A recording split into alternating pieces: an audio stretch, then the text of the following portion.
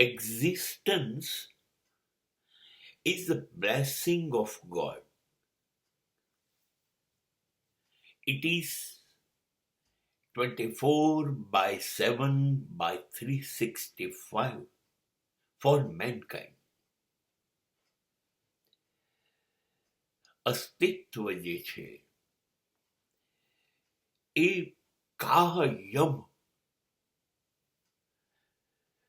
માનવ જાતિ માટે સતત આપણી ઉપર વર્ષ્યા કરે છે ઈશ્વરની કૃપા બનીને. અથવા હું એવું કહી શકું કે ઈશ્વર આપણી આજુબાજુ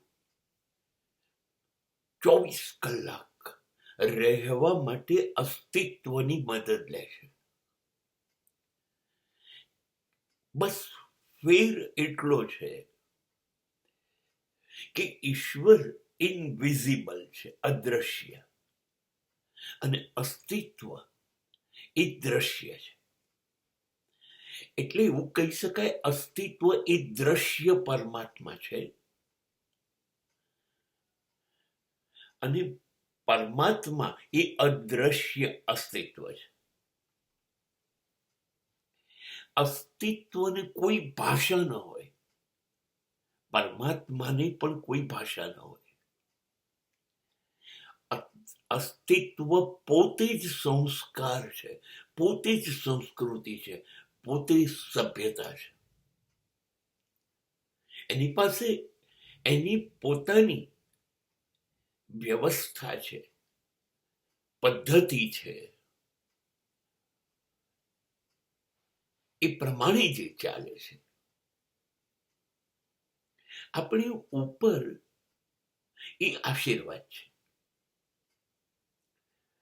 તમે જુઓ, આ બધા મહાન છે. પૃથ્વી, આકાશ, સૂર્ય, ચંદ્ર, તારા, પર્વત, નદી, સમુદ્ર, વૃક્ષ, પશુ, પક્ષી, બધા જ.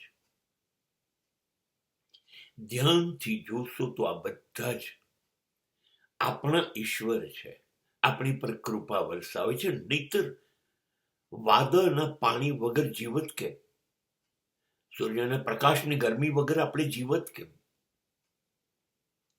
પૃથ્વી, વનસ્પતિ જો આપણને અન્ન ના આપત તો આપણે જીવત કેમ?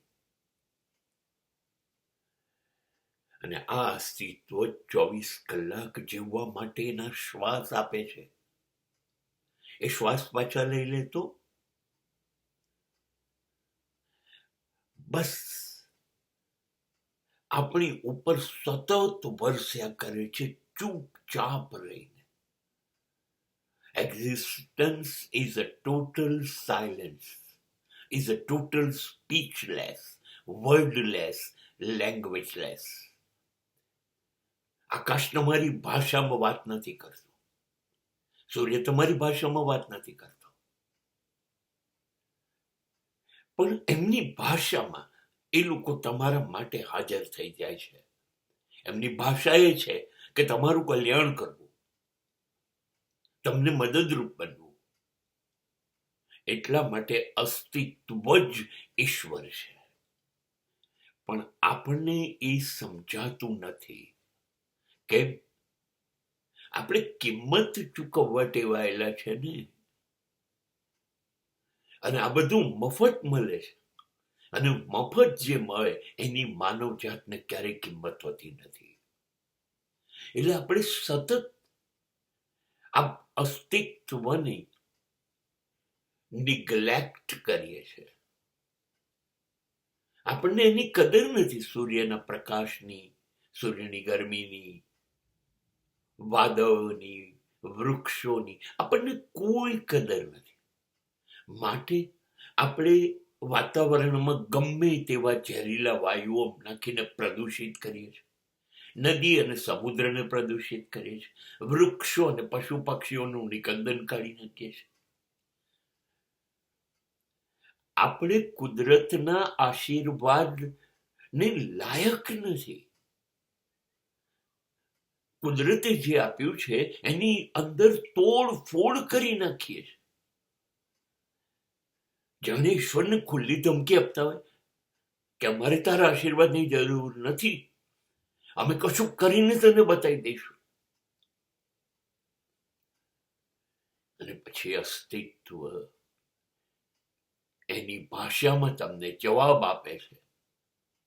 પૂર આવે છે, ધોધમાર વરસાદ થાય છે, દરિયા નદીઓ ઉછળે છે, ધરતીકંપ થાય છે, જ્વાળામુખી થાય છે, વાદળ ફાટે છે, કાં તો ગરમી કાં તો બરફ. અને ત્યારે તમને અસ્તિત્વ એટલે શું એ સમજાય છે. અને અસ્તિત્વ સામે માનવ જીવનની, માનવ જાતની ઓકાત શું એ અસ્તિત્વ બોલ્યા વગર સમજાઈ દેશે. જો આપણે નહીં સમજીએ તો માનવ જાત એટલે શું એ જ આપણને નહીં સમજાય.